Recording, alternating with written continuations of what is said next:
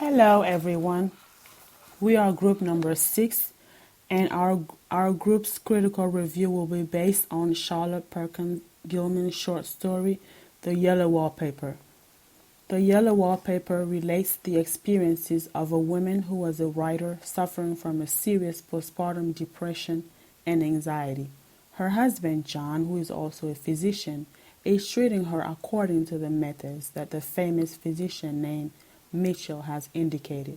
In The Yellow Wallpaper, John has relocated his wife to a large room of a colonial mansion, and he has ordered her not to write until she becomes healthy. However, the sick woman's mental condition declines rapidly. She feels like she's being imprisoned because she's enclosed in a room where she's locked away from creativity. She feels even more torture because of the room's wallpaper. She personifies the patterns of the wallpaper and thinks that they are vicious and that there is a group of women trapped in the wallpaper who creeps endlessly all the time. In The Yellow Wallpaper, around the end of the story, it seems like the woman herself is symbolic of the group of women and represents them in a sense that she herself also creeps in search of her freedom and taking control of her life. Similar to other stories by the same author, the story described in The Yellow Wallpaper is very similar to Gilman's autobiography, The Living of Charlotte Perkins Gilman. Similar to the woman in The Yellow Wallpaper undergoing treatment for postpartum depression and anxiety under the supervision of her husband John, who followed Mitchell's guideline for her treatment, Gilman in her autobiography relates that Mitchell has also treated her for a similar problem. After he released her from treatment, her illness becomes worse. Just like the woman in The Yellow Wallpaper, Gilman's health did not improve even after treatment. Similar to other stories in the same genre, it seems like the woman in The Yellow Wallpaper uses the wallpaper as a way to find freedom and control in her life, away from her domineering husband John, whom she thinks does not understand her struggles at all. Gilman's story The Yellow Wallpaper is similar to Charlotte Bronte's story entitled Villette, because in The Yellow Wallpaper, the woman emphasizes the unmasculine side of John, which she described that John fainted, and the narrator in Bronte's story also mentions that Dr. John Graham Britton seems to be defeated temporarily. Both authors, Charlotte Perkins Gilman and Charlotte Bronte, are both 19th century feminists who were very concerned with social injustice in this male-domineering society. Gilman's themes are based about the hardships of women's lives.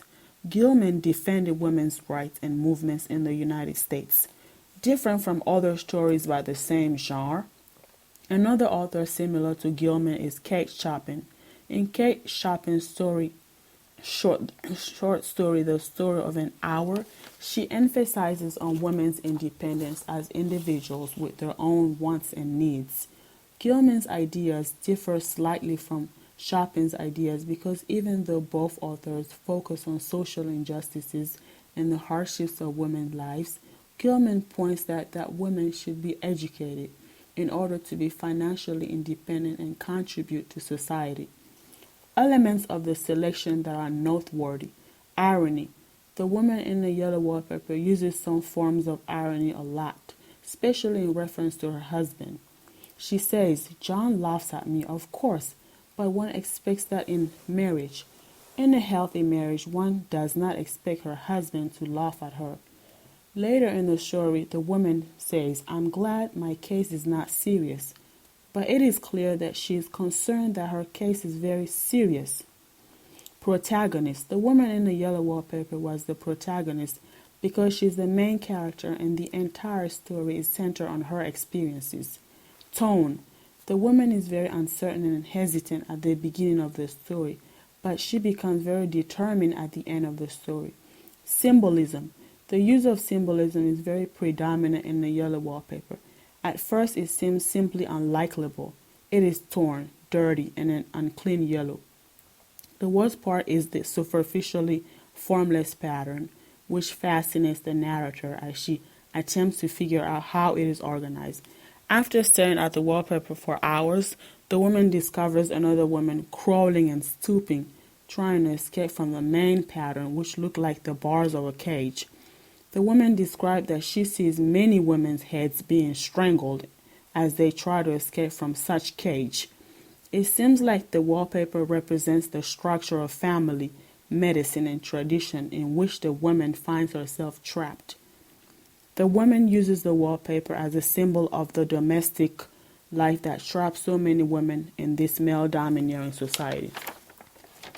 Around the end of the story, when John came from work, he found his wife creeping and crawling all over the room. He was so shocked that he fainted. The yellow wallpaper, in all, describes the strong patriarchal society that most married women lived in during the 19th century when Gilman has wrote it. Most married women consider their husbands as their father figures and protecting. It seems like Gilman is calling for a change for women to be given more opportunities to get educated in order to participate in both the intellectual and professional worlds so that they can contribute to society. Thank you very much for your time and attention. I hope you enjoyed our group's critique of The Yellow Wallpaper by Charlotte Perkins Gilman. Have a great day.